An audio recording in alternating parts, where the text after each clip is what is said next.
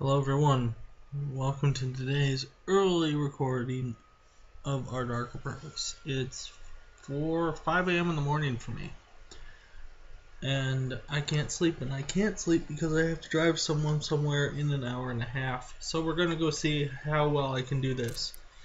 We're going to do some quick runs. I'm going to be uploading this one because I don't know if I'm going to be uploading another one later today, because I might not have time.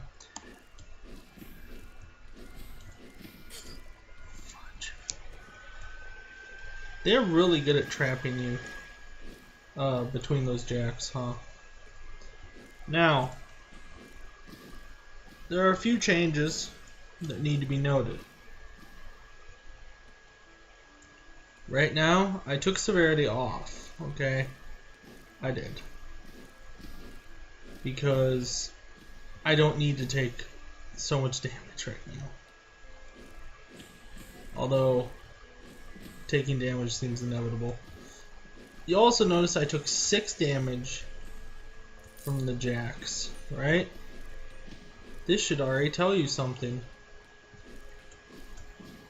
because we know that normal damage from those is 4 or 5. Shoot. Look how fast these guys move. Look at their movement. And they also do 6 when they run into you. Wonderful. Everything is peachy right now. Peachy and keen and great and so grand. Anyway, anyone guessed it yet? We're in hard mode. We took off our regular damn, the merit bracelet costs so much, but I want it so bad. We gotta go through the whole floor. Anyway, we took off our regularly equipped vistas in order to free up space. We also removed severity, and we instead, for those 2 periods, because 3 from scissors was going to go to hard mode. Oh, that's going to really kill us. Oh my god, I probably shouldn't even pick that up, but out of habit I did. I just reflex, click F to grab, got it. Dang it. Alright, people. Anyway, the 3 from scissors is what's going to propel us into hard mode. Meanwhile, we have a Shadow Dropper now appearing. Shadow Dropper isn't so bad. I'm just basically going to treat him like a trash can and do nothing about him and just dodge his attacks.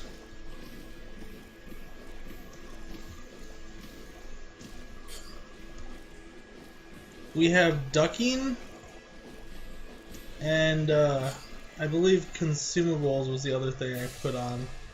Anyway, that sucked, but it wasn't the worst kind of suck.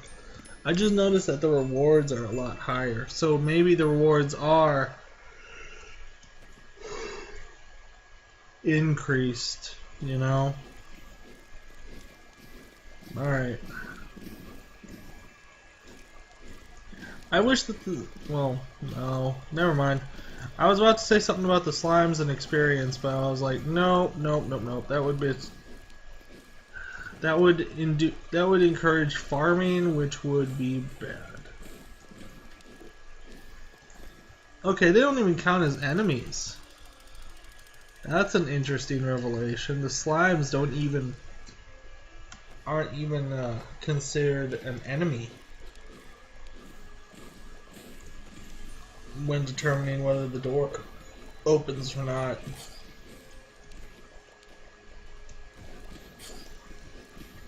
How very monstrous of them.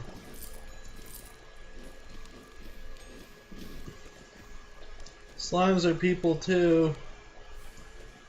Anyway, we haven't even found the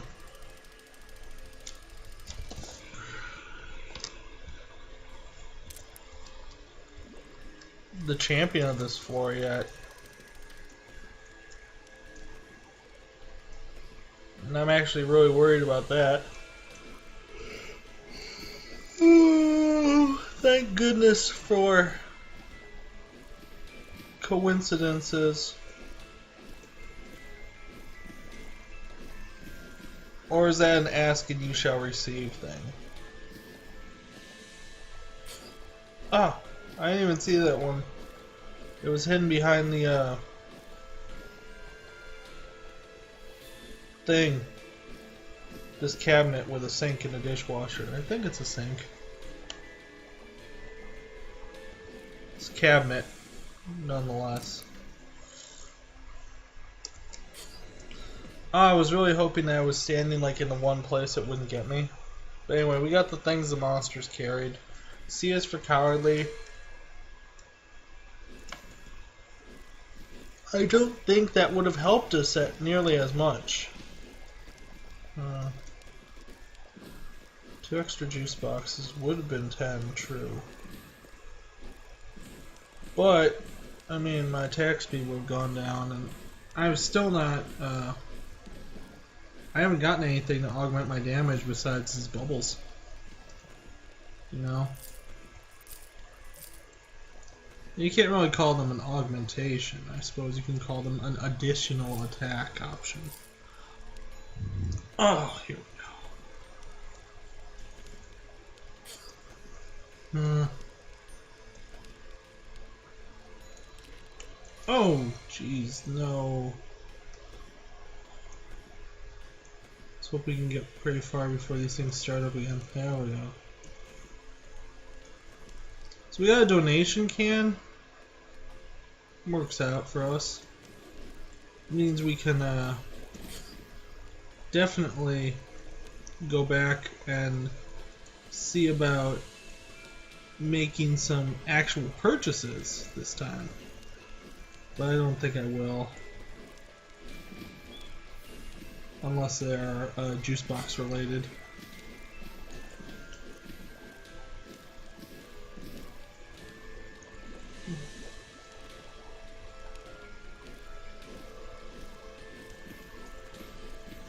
The cat's cradle's helping out to keep these Jills in line, since they're much more dodgy it seems. Their AI pathing got a bit of a improvement. Damn it. Not as much as the shot rate of fire from these things did.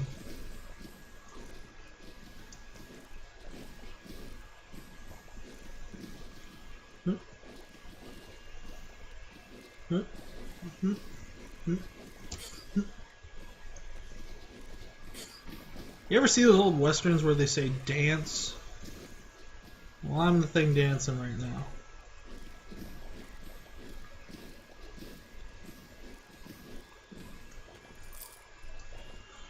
Right.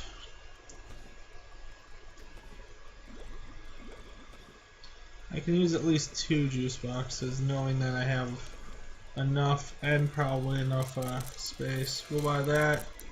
I'll buy the 2 juice boxes I just used. Zealous' spectacles would be nice, but not really needed. I think it's sudsy. Oh. Fine, I didn't think it... I did think it was sudsy. I hoped it was sudsy, actually. It was more the thing I was going off of. I don't think these count either. I mean, for my diary. I'm gonna try and drop a chalk and take out second helping when he shows up. And maybe third if he pops on the same one as all them. Here he gains 616.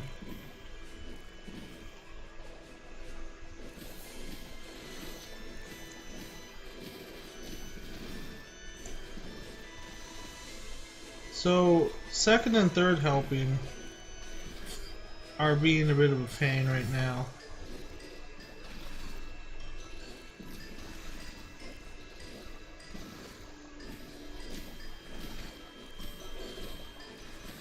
At least I was able to stop the cauldron from any heals. You know? Look at the bright side of that.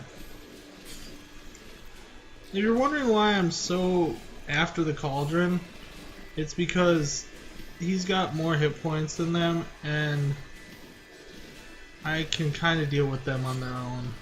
Now it's like fighting a cauldron of yesterdayers on normal. Except that they shift so much. I know I've dropped way too much chalk on them. I don't even have the range to hit him where I'm aiming right now. Give me a second. Second to recollect my thoughts. Didn't really help. Recollect my angles, how's that? Second helping's down, all that's left is third.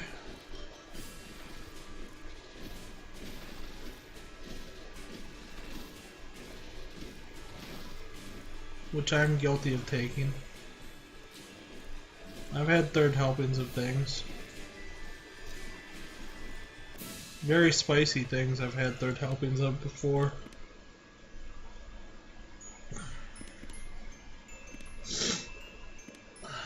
I'll have to go to the well-stocked one. If for no other reason than the fact that I need juice boxes.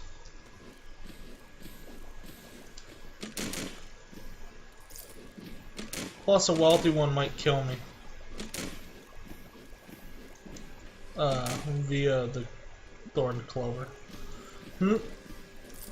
Okay. So now we've got Gorilla Joe following us.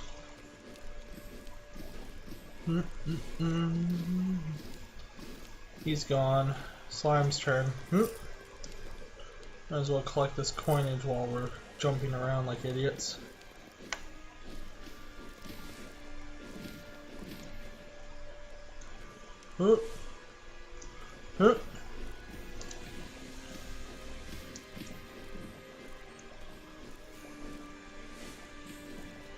Oh good, got rid of him. Alright, wound warts. Now since I already beat up the cauldron of yesterdayers, it can't be on this cafeteria. The only other things that can be in cafeterias is the candelabra of longing and the frozen few.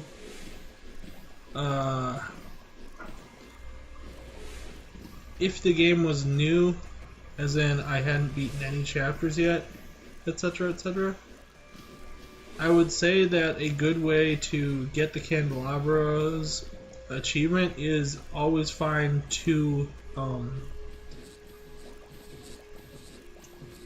cafeterias, because you're bound to find the candelabra in one of them. Since the candelabra and the cauldron of yesterdayers are basically the only things that can be in cafeterias at the early stages of the game. Later on, when they start adding things like the frozen few and whatnot, it gets a lot more difficult to predict what's going to be here. Although not entirely, because seriously, it's either the candelabra or the frozen few. I do think that some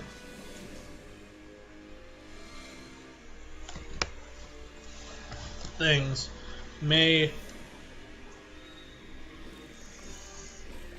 wear themselves out. I think there can only be 3 cafeterias per game, because there's only 3 cafeteria bosses. 2 if you haven't unlocked Chapter 2 yet.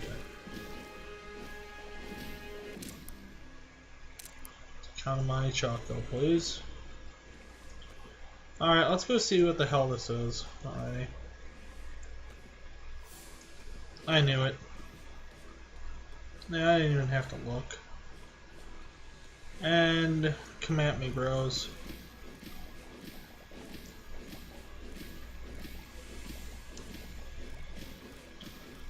Thanks to the Count of My Choco, that was a lot of damage.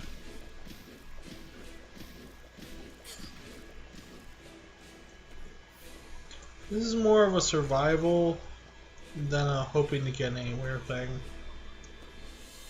You probably have noticed since I've been so liberal with my chalk.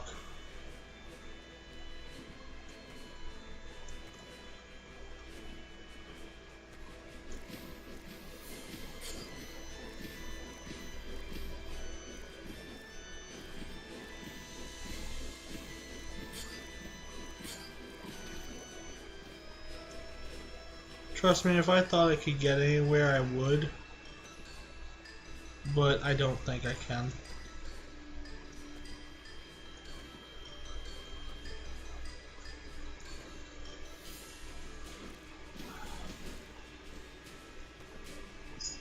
There's something to say about having a defeatist attitude in gaming. That maybe it brings about your end. After all, you weren't, by your own admission, you weren't trying anything and you weren't really doing your best, right?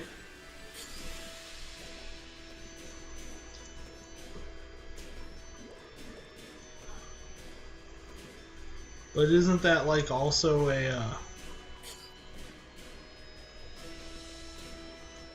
isn't there an opposite to that too? Like, if you expect something to work out a certain way, what if you do try your best and it doesn't work out? Are you just supposed to throw up your hands and say, oh well? You get mad. You know you do. When you try your best at something and it doesn't work, you get pissed. And that goes for anyone. I don't care what kind of gamer you are. If a game beats your ass while you're trying your hardest and damnedest to beat it, it might not happen the first time that it beats you, or the second. It might not even be the third time the game beats you that you just suddenly get this rage-inducing stroke feeling. But if you lose too many times, let's face it, you stop. Everything stops.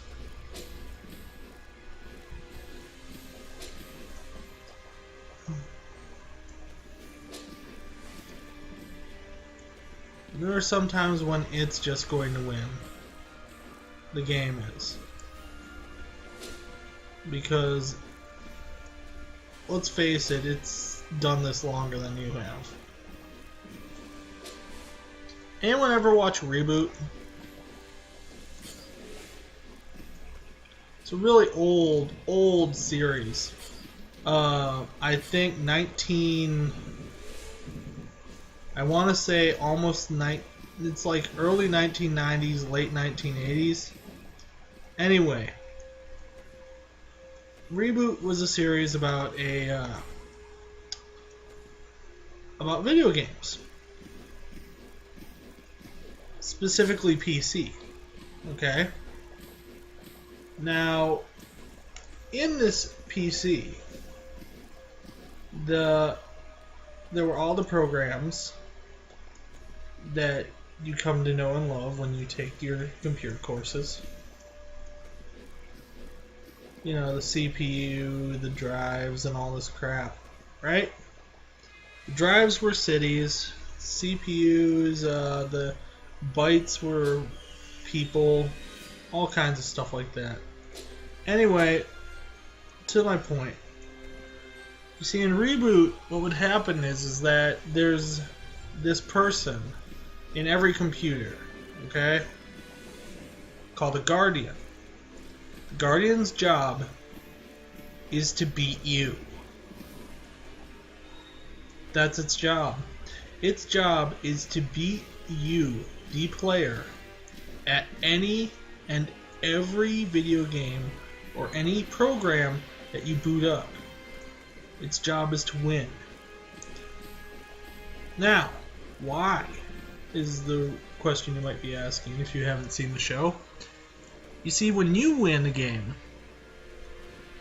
in Reboot, when the user, that's you, wins a video game, which take up chunks of memory while they're being played, right? Like right now, if I were to pull up my task manager, you'd see how much memory this is using, right? Right. Okay. Following me here. Now this memory that it's using, when I win the game, every person that was being represented, because like I said, they're the memory. They're my bytes and my drives and whatnot, okay? So everybody in the area that I am playing that is occupied by this memory right now, like let's say, looking down at your keyboard, you see QWANS. Let's say a spot like about that big on my motherboard is being occupied by this game. Okay? It's a gross exaggeration, but follow me. When I win, every piece of data in that area, boom, dies. Okay? It's like localized destruction. Everything in that area dies. Not just the data from the little things that I'm killing, essentially, but buildings,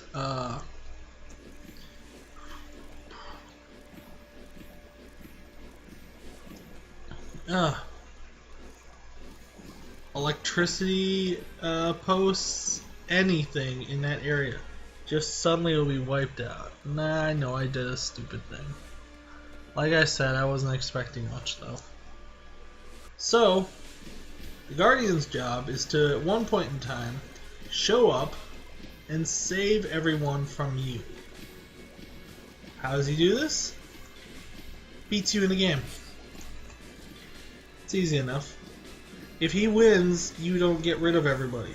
If he loses, you get rid of him and everybody, right?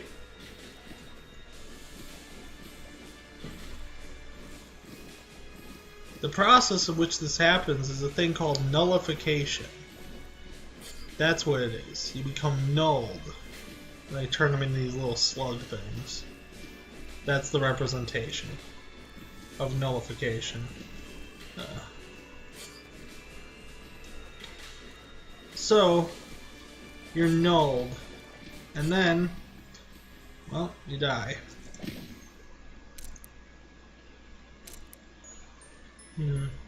So that's what we had right there. And I know we didn't make it that far, and that was probably like a 25-minute long thing. It didn't reach 30. But yeah. Just as a more visual aid, we're going to take off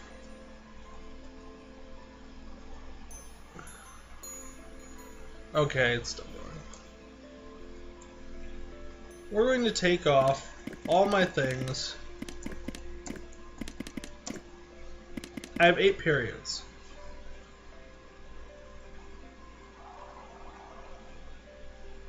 There's a maximum of 10 or 11. I think it's 10.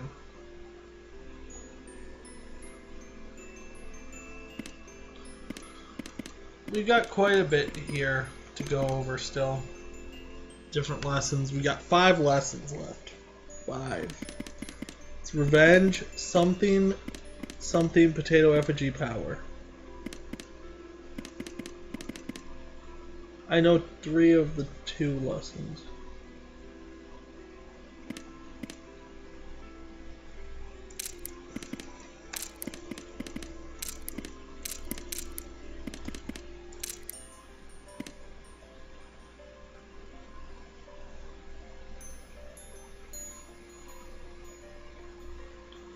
So many things,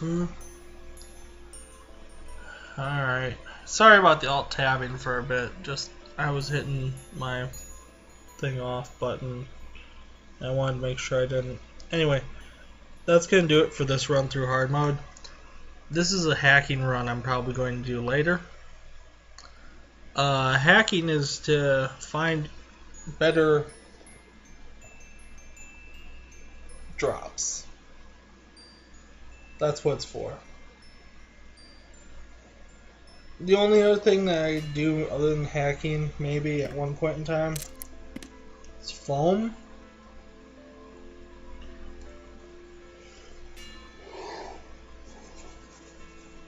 In fact, foam wouldn't be so bad, but the fragile items seem to have a very low drop chance now lately. Anyway, I'm going to see you guys next time. Bye.